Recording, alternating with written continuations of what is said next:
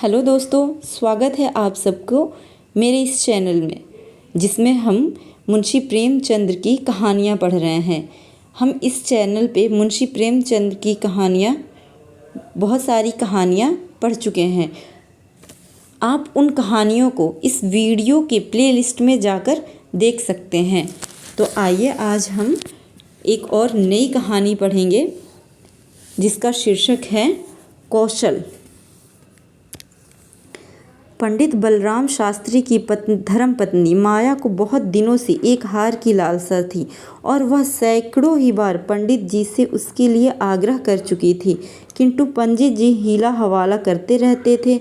यह तो साफ साफ न कहते कि मेरे पास रुपए नहीं हैं, इनसे उनके पराक्रम में बट्टा लगता था। तर्जनाओं की शरण लिया करते, गहनों से कुछ लाभ नहीं, एक तो धातु अच्छी नहीं, उस पर सोनार रुपए के 8-8 आने कर देते हैं, और सबसे बड़ी बात यह है कि घर में गहने रखना चोरी को न्योता देना है। घड़ी भर श्रृंगार के लिए इतनी विपत्ति सिर पर लेना मूर्ख का काम है। बेचारी माया तर्कशास्त्र न पढ़ी थी, इन युक्तियों को सामने निरुत्तर हो जाती थी। पड़ोसियों को देख देख कर उसका जी ललचा करता था, पर दुख किससे कहे। यदि पंडित जी ज़्यादा मेहनत करने के योग्य होते तो यह मुश्किल आसान हो जाती, पर वे आलसी जीव थे, अधिकांश समय भोजन और विश्राम में व्यतीत किया करते थे। पत्नी की कटुक्तियाँ सुननी मंजूर थी, लेकिन निंदा की मात्रा में कमी न कर सकते थे। एक दिन पंडित जी पाठशाला से आए तो देखा कि माया के गले में सोने का हार विराज रहा है। हार की चमक से उसकी मुख ज्योति चमक उठी। उन्होंने उससे कभी इतनी सुंदर न समझा था। पूछा, यह हार किसका है? माया बोली, पड़ोसी में जो बाबूजी रहते हैं उन्हीं की स्त्री का है। आज उनसे मिलने गई थी, यह हार देखा, बहुत पसंद आया, तुम्हें दिखाने के लिए पहनकर चली आई। बस ऐसा ही एक हार मुझे बनवा दो। पंडित, दूसरों की चीज़ नाहक मांग लाई, कहीं चोरी हो जाए तो हार तो बनवाना ही पड़े, ऊपर से बदनामी भी हो। माया, मैं तो ऐसे ही हार लूँगी, 20 तोले का। पंडित, फिर वही जिद। माया, जब सभी पहनती हैं तो मैं ही क्यों न पहनूं? पंडित, सब कुएं में गिर पड़े तो तुम भी कुएं में गिर पड़ोगी। सोचो, इस वक्त इस हार के बनवाने में 600 रुपये लगेंगे। अगर 1 रुपये प्रति सैकड़ा ब्याज रख लिया जाए तो वर्ष के 600 रुपये में लगभग 1000 रुपये हो जाएंगे, लेकिन 5 वर्ष में तुम्हारा हाल मुश्किल से 300 रुपये का रह जाएगा। इतना बड़ा नुकसान उठाकर हार पहनने से क्या सुख?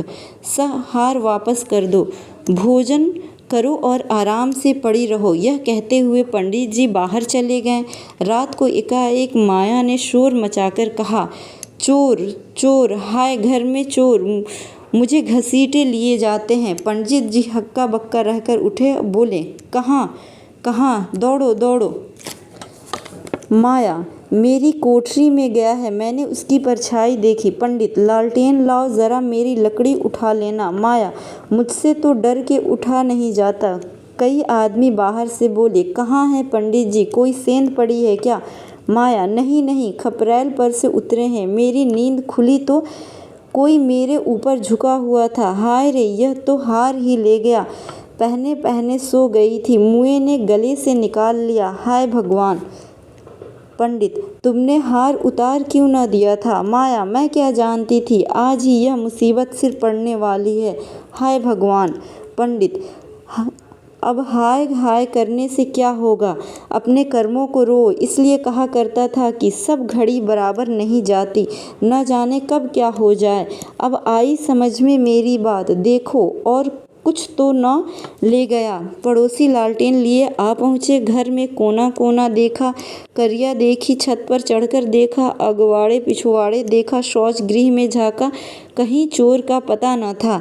एक पड़ोसी, किसी जानकार आदमी का काम है। दूसरा पड़ोसी, बिना घर में भेदिए कि कभी चोरी नहीं होती, और कुछ तो नहीं ले गया। माया और तो कुछ नहीं गया, बर्तन सब पड़े हुए हैं, संदूक भी बंद है। निगोड़े को ले ही जाना था तो मेरी चीज़ें ले जाता, पराई चीज़ें ठहरी, भगवान उन्हें कौन मुँह दिखाऊंगी।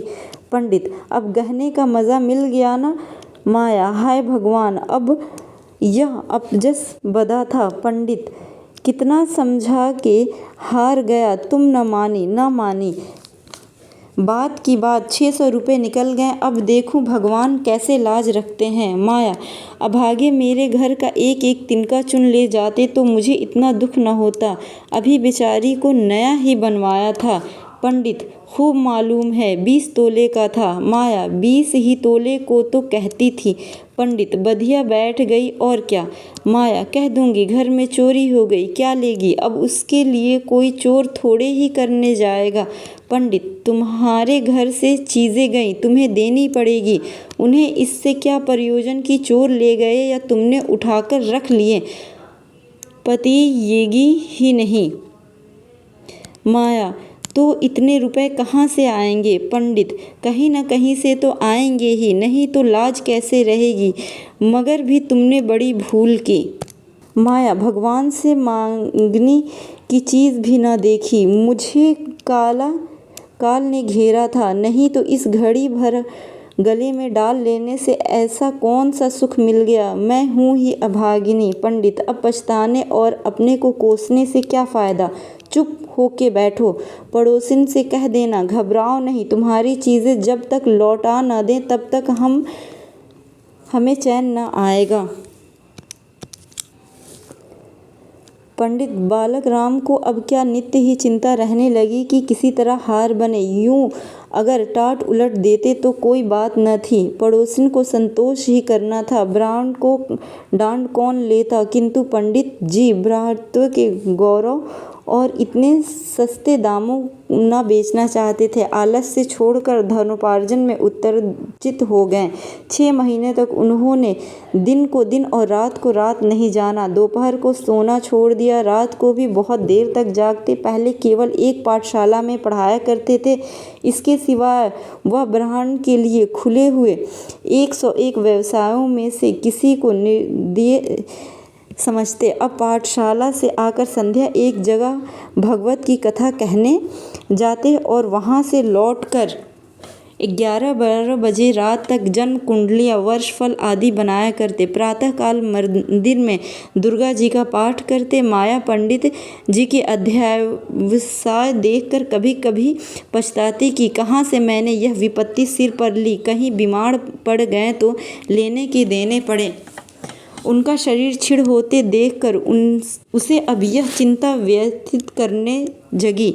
यहाँ तक कि 5 महीने गुजर गए। एक दिन संध्या समय वह दिया बाती करने जा रही थी कि पंडित जी आए, जेब से पुड़िया निकालकर उसके सामने फेंक दी और बोला, लो आज तुम्हारे ऋण से मुक्त हो गया। माया ने पुड़िया खोली तो उसमें सोने का हार था। उसकी चमक दमक, उसकी सुंदर बनावट देखकर उसके अंतःस्थल में गुदगुदी सी होने लगी, मुख पर आनंद की आभा दौड़ गई। उसने कतार नेत्रों से देखकर पूछा, खुश होकर दे रहे हो या नाराज होकर। पंडित, इससे क्या मतलब, ऋण तो चुकाना ही पड़ेगा, चाहे खुशी से हो या ना खुशी से। माया, यह ऋण नहीं है। पंडित, तो क्या है, बदला सही। माया, बदला भी नहीं है। पंडित, फिर क्या है। माया, तुम्हारी निशानी। पंडित, तो क्या ऋण के लिए कोई दूसरा हार बनवाना पड़ेगा। माया, नहीं, वह हार चोरी नहीं गया था, मैंने झूठ मूठ शोर मचाया था। पंडित, सच। माया, हाँ सच कहती हूँ। पंडित, मेरी कसम। माया, तुम्हारे चरण छूकर कहती हूँ। पंडित, तो तुमने मुझसे कौशल किया था। माया, हाँ। पंडित, तुम्हें मालूम है तुम्हारे कौशल का मुझे क्या मूल्य देना पड़ा। माया, क्या 600 रुपये से ऊपर। पंडित, बहुत ऊपर, इसके लिए मुझे अपने आत्म स्वातंत्र को बलिदान करना पड़ा। ये कहानी अच्छी लगी तो आप वीडियो को शेयर करें, लाइक करें और चैनल को सब्सक्राइब करें ऐसे ही वीडियो देखने के लिए। धन्यवाद।